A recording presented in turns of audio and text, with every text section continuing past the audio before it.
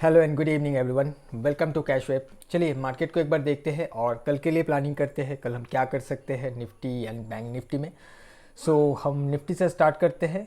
और कल का जो वीडियो था, कल हमने जो प्लानिंग किया था कुछ वैसा हुआ नहीं है। बट एक चीज़ मैंने आप लोगों को बताया था कि निफ्टी का जो रेजिस्टेंस था कल 25,000 का जो लेवल था उसके आसपास क्लोजिंग था। एंड इसके ऊपर मैंने एक जोन बताया था जो कि रेजिस्टेंस था जिसको हिट करके क्लोज हुआ था। और मैंने बताया था कि अगर रेजिस्टेंस ब्रेक होता है तो लॉन्ग साइड में ट्रेड करना थोड़ा रिस्की हो सकता है, जाने की कोशिश कर सकता है बट रिस्की होगा, कहीं से भी मार्केट पलट सकता है। तो आज का ओपनिंग अगर आप देखोगे तो गैप अप था, काफ़ी बड़ा गैप के साथ ओपन हुआ। एंड ओपन होने के बाद प्राइस थोड़ा सा रिट्रेस करके धीरे धीरे धीरे ऊपर जाने की कोशिश करने लगा। बट इस रैली में कुछ मोमेंटम बिल्कुल भी नहीं था, वॉल्यूम नहीं था। नो डाउट यहाँ पर वॉल्यूम का कैंडल आपको दिख रहा है, बट इसमें बहुत ऐसा वॉल्यूम ना नहीं था कि हम लॉन्ग साइड में कोई ट्रेड कर पाए। क्योंकि प्रीमियम के चार्ट को जाकर अगर देखोगे तो प्रीमियम में भी बिल्कुल भी मोमेंटम नहीं था, कम्प्लीटली साइडवे था। यहाँ पर इंडेक्स में देखोगे तो इंडेक्स में अपसाइड का मूवमेंट छोटा हो लेकिन अपसाइड का मूवमेंट हमें देखने के लिए मिला है। लेकिन इंडेक्स में ऑप्शन का प्रीमियम में ऐसा कुछ हुआ नहीं है। थोड़ा थोड़ा ऊपर गया लेकिन साइडवे मूव करते हुए ऊपर जा रहा था। और हमने लॉन्ग साइड में कोई प्लानिंग नहीं किया क्योंकि वैसे भी मेरा प्लानिंग नहीं था लॉन्ग साइड के लिए। सेकंड थिंग कि आज का ओपनिंग काफ़ी बड़ा गैप अप था, तो थोड़ा सा भी वीकनेस दिखेगा तो प्राइस गिरने की कोशिश करेगा, जिस वजह से हमने कोई भी प्लानिंग नहीं किया। और शॉर्ट साइड में भी हमारा ट्रेड नहीं हुआ क्योंकि जो कन्फर्मेशन था कुछ इस एरिया तक आने के बाद हुआ। और तब मार्केट में भी टाइम नहीं था और पुट का प्रीमियम में भी कोई कुछ खास मूवमेंट नहीं था, जिस वजह से हमने आज ट्रेड को अवॉइड करना ही पसंद किया था। ओके, तो आज कोई ट्रेड हुआ नहीं है। अब अगर हम देखें आज के सेशन को, आज ओके 25,000 का भी ब्रेकआउट हुआ, यहाँ पर एक रेजिस्टेंस था उसका भी ब्रेकआउट हुआ एंड ऊपर जाकर ये ट्रेड करने लगे, ऊपर ही क्लोज हो गया। अब आज के सेशन को देखोगे, इंट्राडे के सेशन को, तो प्राइस में इस जगह पर टॉप बनाने के बाद प्राइस में लोअर लो करते हुए प्राइस नीचे आया, यहाँ कहीं क्लोज हो गया।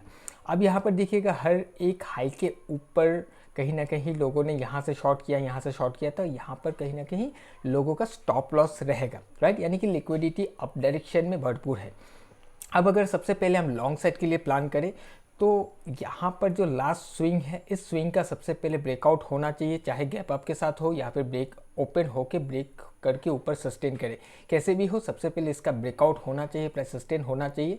तो फिर प्राइस रिट्रेसमेंट में कहीं ना कहीं हमें अपसाइड का मूवमेंट दे सकता है। अगर हमें कंफर्मेशन मिलता है तो हम रिट्रेसमेंट के बाद लॉन्ग साइड के लिए कोशिश कर सकते हैं, क्योंकि इसका जो नेक्स्ट रेजिस्टेंस है वो कहीं ना कहीं 25,200 के आसपास का है। सॉरी, ओके 25,200 के आसपास इसका रेजिस्टेंस है। तो हो सकता है कि अगर ये ब्रेकआउट होता है तो ये एक बार वहाँ तक जाने की कोशिश करे, और अगर ये फेल हो जाता है इस लेवल को ब्रेक करने के लिए, या फिर इस लेवल के ऊपर से रिजेक्ट होकर प्राइस नीचे आकर कंफर्मेशन देता है डाउन साइड के लिए, तो हम डाउन साइड का प्लान करके चल सकते हैं। क्योंकि यहाँ पर अगर आप देखोगे तो एक गैप भी है, राइट। 25,000 के ब्रेकआउट के बाद ये गैप अप था और एक गैप यहाँ पर क्रिएट करके गया है, तो कहीं ना कहीं इस एरिया पर भी ये आने की कोशिश कर सकता है, गैप फिल करने की भी कोशिश हो सकता है कल के दिन।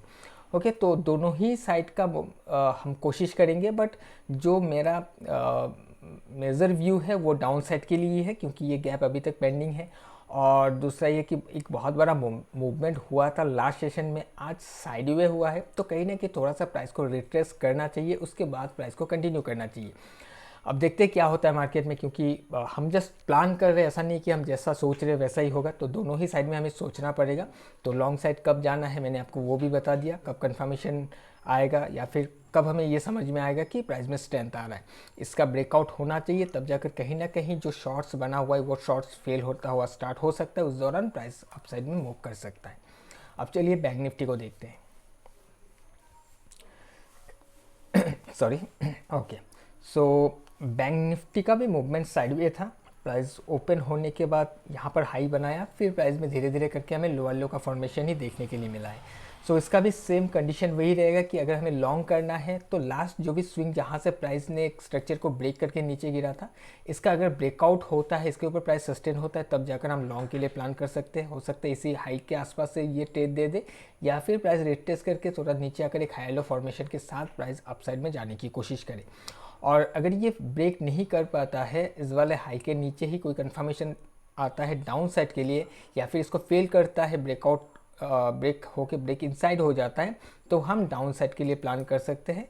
इसमें भी एक गैप है, बहुत बड़ा गैप नहीं, बट गैप यहाँ पर भी पड़ा हुआ है।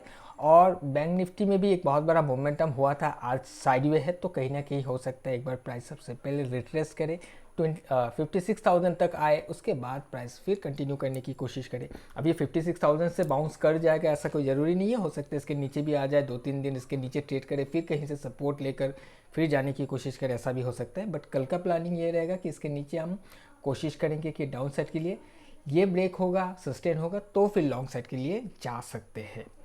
ओके, सो ये है मेरा प्लान कल के दिन के लिए। आप अपने हिसाब से भी एक बार एनालाइज जरूर से कर लीजिएगा। कोई कन्फ्यूजन है तो मुझे कमेंट करके आप बता दीजिएगा। सो आज के लिए इतना ही, हम मिलेंगे किसी और एक नए वीडियो में। Till then bye bye.